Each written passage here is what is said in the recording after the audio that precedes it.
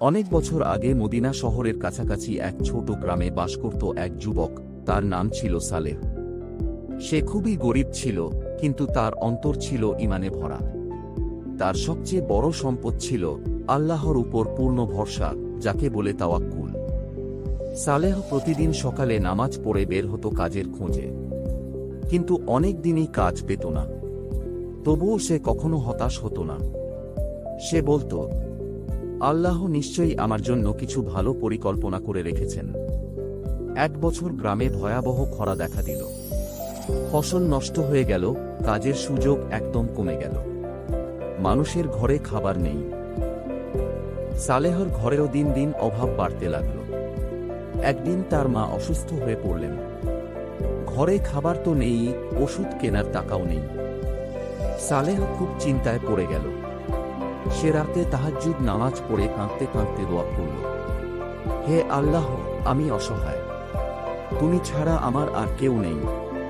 পরদিন সকালে সালেহ সিদ্ধান্ত নিল সে শহরে যাবে কাজের খোঁজে, কিন্তু তার কাছে যাতায়াতের ভাড়াও ছিল না। তখন তার একমাত্র সম্পদ ছিল একটি পুরনো ছাগল। সে ভাবল, এটা বিক্রি করলে কিছু টাকা পাব। কিন্তু হঠাৎ তার মনে হল, আমি কি আল্লাহর উপর ভরসা না করে নিজের হিসাব করছি? সে ছাগলটি বিক্রি না করে আল্লাহর উপর ভরসা করেই বের হয়ে পড়ল। পথে হাঁটতে হাঁটতে সে ক্লান্ত হয়ে পড়ল।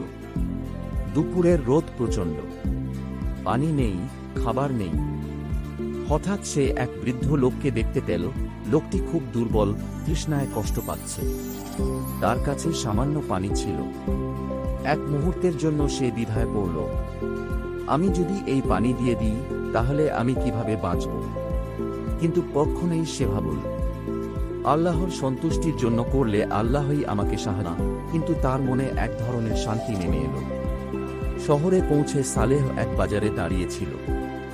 হঠাৎ এক ধনী ব্যবসায়ী লোক খুঁজছিলেন একজন বিশ্বস্ত মানুষ, যাকে দিয়ে তিনি তার ব্যবসা দেখাশোনা করাবেন। লোকটি সালেহর দিকে তাকিয়ে বললেন, তোমাকে দেখে মনে হচ্ছে তুমি সৎ ও বিশ্বাসযোগ্য। তুমি কি আমার সাথে কাজ করবে? সালেহ অবাক হয়ে গেল।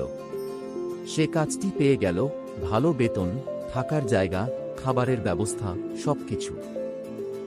কয়েক মাস পর সেই ব্যবসায়ী তাকে বললেন, সালেহ প্রতিদিন আল্লাহর শুকরিয়া আদায় করত। সে কখনো ভুলে যায়নি কঠিন সময়ে আল্লাহই তাকে সাহায্য করেছিলেন।